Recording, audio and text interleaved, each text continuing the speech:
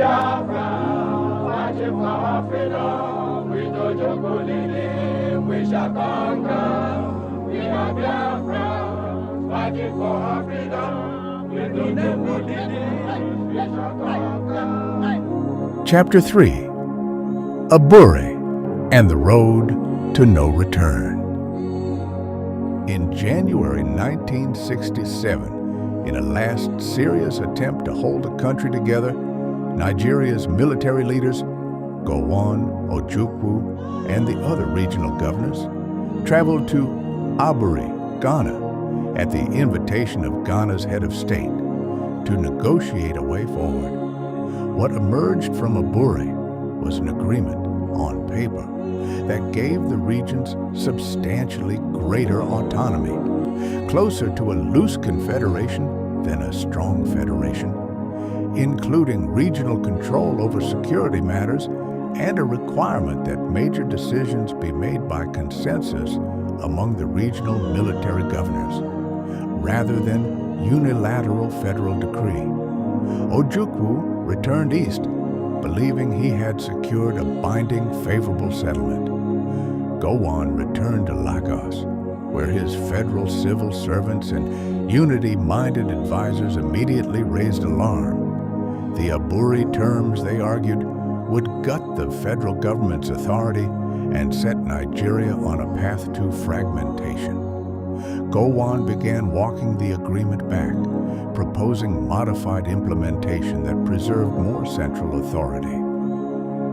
To Ojukwu, this was betrayal, proof that Lagos would agree to anything in a room and abandon it once home. To Gowon's camp, Ojukwu was demanding a degree of regional sovereignty no federal government could survive granting. Trust, what little existed, collapsed entirely in the weeks that followed.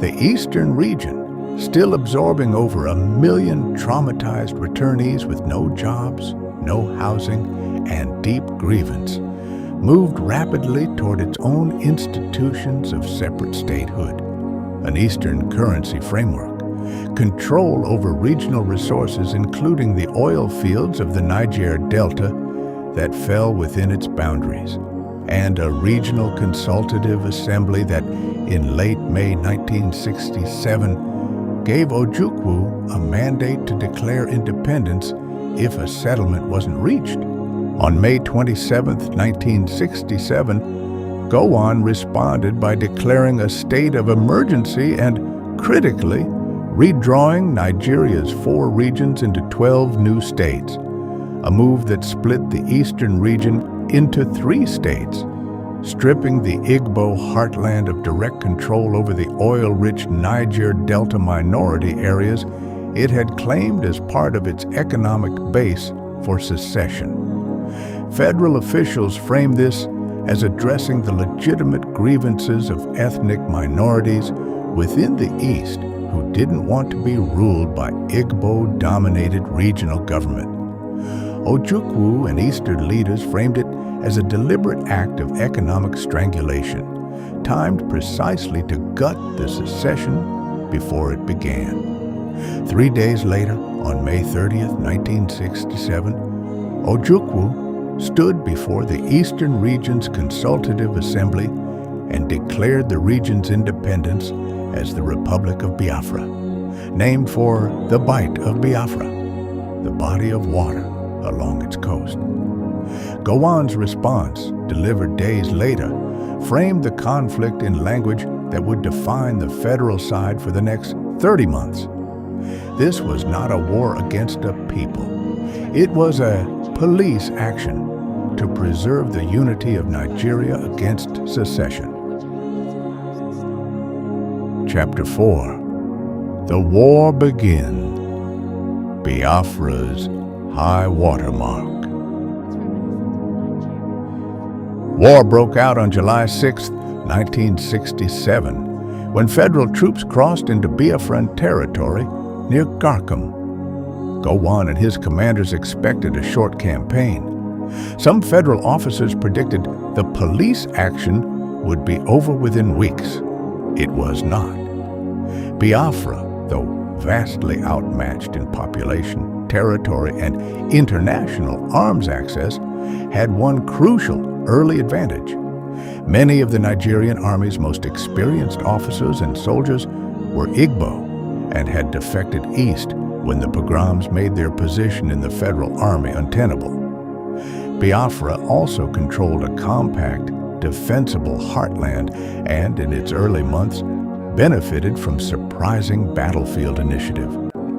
In early August 1967, Biafran forces under Colonel Victor Banjo launched a bold offensive across the Niger River into Nigeria's Midwestern region, capturing Benin City with minimal resistance and pushing toward the west with the stated aim of overthrowing Gowon's government entirely and installing a more sympathetic administration in Lagos. For a brief moment, Biafra held territory deep inside federal Nigeria and appeared to have real momentum. It didn't last. The offensive stalled outside Ora, roughly 130 miles from Lagos, as federal forces regrouped and Biafran supply lines overextended. By late September, federal troops had retaken the Midwest entirely. It was the closest Biafra would ever come to altering the war's fundamental balance of power, and its failure marked a turning point. From here forward, the war would be fought almost entirely defensively on shrinking Biafran territory, against a federal military with access to far greater arms, manpower, and international support. Gowon's federal army, reorganized into multiple divisions, began a multi-front invasion of the Biafran heartland. From the north, under Colonel Murtala Mohammed, pushing toward Onitsha and Awka, and from the south, where federal forces aimed to capture the port city of Port Harcourt and seal off Biafra's coastal access. The northern campaign under Murtala Mohammed proved especially costly. Federal attempts to cross the Niger at Onitsha in 1968 resulted in enormous federal casualties and are remembered as some of the war's bloodiest engagements. Reportedly, among the largest loss of life days for federal forces in the entire conflict, with Biafran defenders inflicting devastating losses on advancing federal units before Onitsha eventually fell. By mid-1968, the war's character had shifted decisively. Biafra's territory was contracting steadily. Port Harcourt fell in May 1968. Biafra had lost its main port, its main airport at Port Harcourt, and increasingly, any realistic path to battlefield victory. What replaced the battlefield as the war's defining feature was something the world had not fully witnessed on this scale before: a deliberate blockade and mass starvation. Chapter 5. The Blockade. Starvation as Strategy. This is the chapter of the Biafran War the world actually remembers, because this is the chapter the world actually saw. With Port Harcourt captured and Biafra's coastline and access to the sea cut off, the federal government imposed a total blockade on the shrinking Biafran enclave, land, air, and sea. Gowon's government's official position was that the blockade targeted only military supplies reaching Biafran forces. In practice, the blockade cut off food, medicine, and virtually all commercial goods from reaching a population of roughly 10 to 14 million people trapped inside a rapidly shrinking territory. As farmland was lost to advancing federal troops and food stockpiles dwindled, Biafra plunged into famine. Malnutrition, specifically kwashiorkor, a protein deficiency condition that causes the characteristic swollen belly seen in the war's photographs, began killing children by the tens of thousands, then hundreds of thousands. Historians and demographers still debate the total death toll of the war, with estimates for civilian deaths from starvation and disease ranging from roughly 500,000 to 2 million, alongside several 100,000 combat deaths on both sides. Whatever the precise number, the overwhelming majority of the war's dead were civilians, and the overwhelming majority of those died from hunger, not gunfire. What made this famine historically unprecedented wasn't only its scale. It was that for the first time in a major African conflict, television cameras and photojournalists were there to record it, and the images reached living rooms in Europe and North America within days. British and international journalists who visited Biafra in 1968 returned with photographs of starving children that ran in major newspapers and on television broadcasts worldwide. Public reaction, especially in Britain, whose government was supplying arms to the federal Nigerian side, was immediate and intense. Protests, church campaigns, and parliamentary questions pressured the British government, though it maintained its support for Gowon's federal position throughout the war, arguing that backing the recognized government of a Commonwealth ally and not risking the war's expansion via a power vacuum served British interests. The Soviet Union also supplied the federal government with aircraft and weapons, a rare instance of Cold War alignment where both the West's most prominent former colonial power and the USSR backed the same side. Biafra, cut off from conventional supply routes, became dependent on a remarkable and dangerous humanitarian and military airlift into a single improvised airstrip carved out of a stretch of road near the village of Uli, deliberately built without ordinary runway lighting and operated almost entirely at night to evade federal bombing raids. Relief flights, run by organizations including the International Committee of the Red Cross and church-based groups such as Joint Church Aid, along with covert Biafran arms shipments, landed at Uli under constant risk of federal air attack. It became, briefly, one of the busiest airstrips in the world by nighttime traffic, and one of its central lifelines to reach the increasingly overpopulated, embattled enclave. The scale of suffering at Biafra also had a lasting, specific consequence for global humanitarian practice. A group of young French doctors who volunteered with the Red Cross in Biafra grew frustrated with the Red Cross's strict policy of neutrality, which in their view prevented the organization from publicly denouncing the blockade and the suffering they were witnessing. After the war, several of these doctors, including Bernard Kouchner, went on to found Médecins Sans Frontières, Doctors Without Borders, explicitly built around the principle that humanitarian workers have a duty to bear witness and speak out, even when it conflicts with strict neutrality. Biafra is, in a very direct sense, the birthplace of modern humanitarian intervention doctrine as practiced by MSF today. Internationally, Biafra's cause found scattered but passionate advocates. 4 countries, Tanzania, Gabon, Ivory Coast, and Zambia, formally recognized Biafra as an independent state.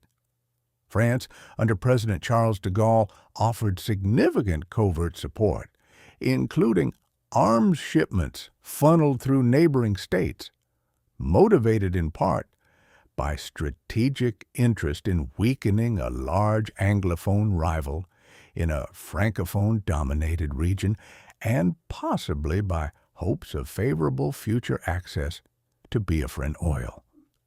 But no major power granted Biafra outright, unconditional political recognition and the Organization of African Unity, wary of the precedent secession would set for a continent full of colonially drawn borders, largely backed Nigeria's territorial integrity. By late 1969, Biafra's territory had shrunk to a fraction of its original size, its population compressed into an ever smaller pocket, malnourished and militarily exhausted. Chapter 6: Collapse, Surrender, and No Victor, No Vanquished. In a final federal offensive launched in late 1969, commanded in part by a young Colonel Olusegun Obasanjo, who would later become Nigeria's head of state and, decades after that, its democratically elected president, federal forces pushed into the last remaining Biafran strongholds. By early January 1970, Biafra's capital, Owerri, and its remaining defensive positions were falling in rapid succession. On January 8, 1970, with the enclave collapsing and no path to continued resistance, Ojukwu handed leadership over to his deputy, Chief of General Staff Philip Effiong, and flew into exile to Ivory Coast, whose president had recognized Biafra and offered him refuge. On January 15, 1970, almost exactly 4 years after the coup that had set the entire chain of events in motion, Effiong formally announced Biafra of many Igbo fight. Land and property abandoned by Igbos who had fled or been displaced during the pogroms and war were, in many documented cases in the Niger Delta and elsewhere, never returned, reallocated instead under a federal abandoned property policy that many Igbos considered confiscation in all but name, and control over the Niger Delta's oil resources partly within the historic eastern region's boundaries before the 1967 state creation stripped it of them, remained firmly with the federal government, a fact whose consequences for regional inequality in Nigeria persist to this day. Chapter 7: The Ghost That Never Left. Biafra as a state ceased to exist in January 1970. Biafra as an idea did not. For decades after the war, public discussion of Biafra was, in effect, suppressed in Nigerian political life, a wound the country preferred to move past rather than examine. But the underlying grievances that produced the war, a sense among many Igbos of political marginalization from the federal government, unresolved economic inequities from the post-war settlement, and periodic outbreaks of ethnic violence in other parts in the 2000s, and accelerating sharply in the 2010s, a new generation of Biafran separatist movements emerged. Most prominently, the indigenous people of Biafra, known as IPOB, led by Nnamdi Kanu, along with the older movement for the actualization of the sovereign state of Biafra, MASSOB. These movements, operating in a very different Nigeria, one now a nominal democracy rather than a military government, and one now saturated with social media rather than state broadcasting, have organized rallies, sit-at-home strikes across the Southeast, and international lobbying campaigns for renewed Biafran independence, framing their cause explicitly as the unfinished business of 1967 to 1970. The Nigerian federal government's response to this renewed agitation has, in the view of numerous human rights organizations, echoed uncomfortably with the past. Kanu was arrested, detained, released on bail, fled the country, was controversially returned to Nigeria to face trial, and IPOB was designated a proscribed organization, with the Nigerian military accused by rights groups of using lethal force against separatist demonstrators. Whatever one's view of the movement's tactics or aims, the persistence of Biafran separatism more than half a century after Effiong's surrender broadcast is itself the clearest evidence available that the 1967 to 1970 war never actually resolved the questions that caused it. It only ended the shooting. War. Conclusion: what Biafra still asks of Nigeria. The Biafran War was never simply a story of secession and reconquest. It was a test of whether a country invented by a colonial pen stroke, stitched together from nations that had never chosen to share a government, could survive the fracture lines that invention guaranteed. Nigeria passed that test in the narrowest possible sense. It remained one country on a map, but the war's deeper questions about who gets to hold power, who gets to hold oil wealth, whose safety the state actually guarantees, and whose history gets remembered as tragedy versus rebellion, were never answered. They were postponed. More than half a century later, in the sit-at-home strikes of the Southeast, in the flags still raised at IPOB rallies, in the quiet, still unresolved bitterness over property and currency and power, Biafra is not a closed chapter of Nigerian history. It is an open question the country has been living inside ever since Effiong's radio broadcast declared the shooting over, and never quite finished answering.